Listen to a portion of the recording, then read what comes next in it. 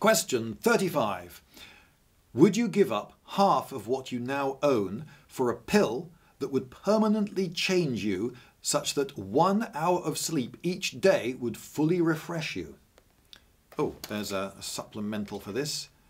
35. Do you feel you have enough time? If not, what would give you that feeling? How much has your attitude about time changed as you've aged? Okay, we'll come on to that later. Well, straight away, I wonder about giving up half of what I own, because what is half of what I own? Because I have money in the bank and I have things. And some of those things I have made and put an awful lot of time and effort into making, and I wouldn't want to lose those. And if you were to somehow value them, which is pretty tricky because I made them myself, so they're all irreplaceable. But if by some means I were able to come up with a monetary value for the things I owe, and I got the choice of which half of my stuff I lost, then I would lose the money in the bank and keep all my stuff, which psychologically wouldn't be anything like the blow of losing everything. So partly this comes down to how much do you value money? So if I could choose, then I think the answer is yes. A lot of time would be really useful. Now, some of you might say, but don't you enjoy sleeping? Don't you enjoy being all cozy in bed and dreaming comfortably and all the rest of it and getting rested? Well, yes, absolutely. Sleep is great. Lying in a comfy bed is terrific. But I don't get to appreciate all 8 hours or whatever I get of it. I would have thought that the experience of sleeping for 1 hour a night would be extremely similar to the experience of sleeping 8 hours a night. If the effect of refreshing me were the same, I would get the ritual of going to bed, and I would get cozy, and then I would drift off, and I would get some dreams perhaps, and then I would wake up and in a nice warm bed, and all that. The conscious experience of going to bed, I think, would be very similar. Don't think I really lost all that much there.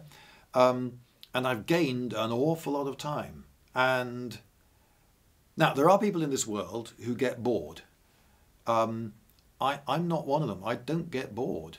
If it does somehow happen that I'm bored, I find something to do. There are always plenty of things I can do. I can write something, draw something, watch something, read something, video something, whatever. And surely with that much more time, I would get so much more done, and I would find that very satisfying. So yes, it's a pill, so it's a magic pill. We'll just assume that, yeah, somehow this magic pill has this effect, permanently changes me. Okay, so it's not something I can reverse. I don't think I would regret it. Now, this question doesn't say whether anyone else gets one of these pills, because if it's a pill, you think, oh, they're manufacturing pills. Oh, it's something that can be done now. So maybe loads of people will be taking them, and I'll be in very good company. There'll be loads of other people who are awake at the same time. But maybe I'm the only one. The genie creates one pill, and I'm the only person who has this. And so when I'm awake, for a lot of the time, all my friends are asleep. I will be alone for an awful lot of the day. Doesn't bother me. I'm alone most of the time anyway. And if I really found it terrible, well, there are jobs I could get. I could work the night shift at some place where they need people who work the night shift, and then I could work the day shift somewhere else. And if I really got lonely, I just needed company, I could get a job. Yes, where necessary. So, no, I'm not frightened of being alone. I'm not frightened of getting bored. I would love all that extra time. Supplementals. Do you feel you have enough time? I do have quite a lot of time. What I'm not great at is filling the unforgiving minute with 60 seconds worth of distance run. I have squandered several of my minutes.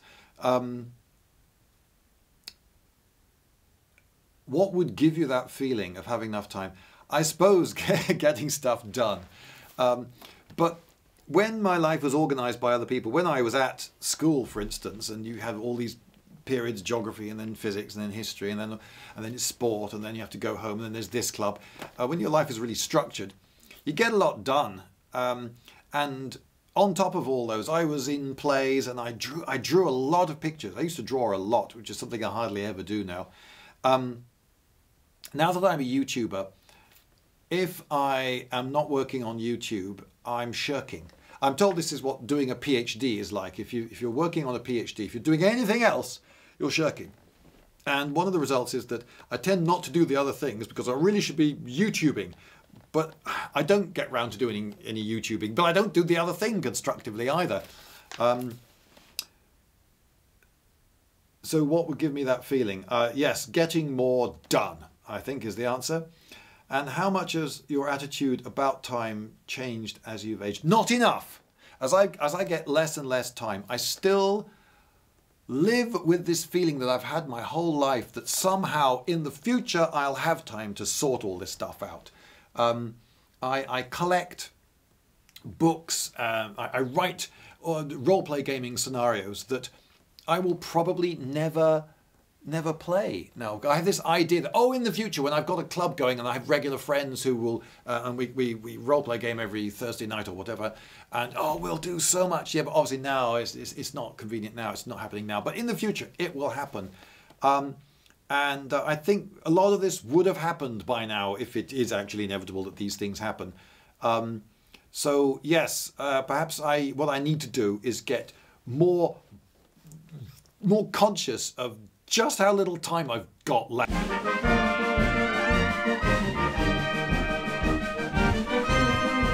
Lindybeige!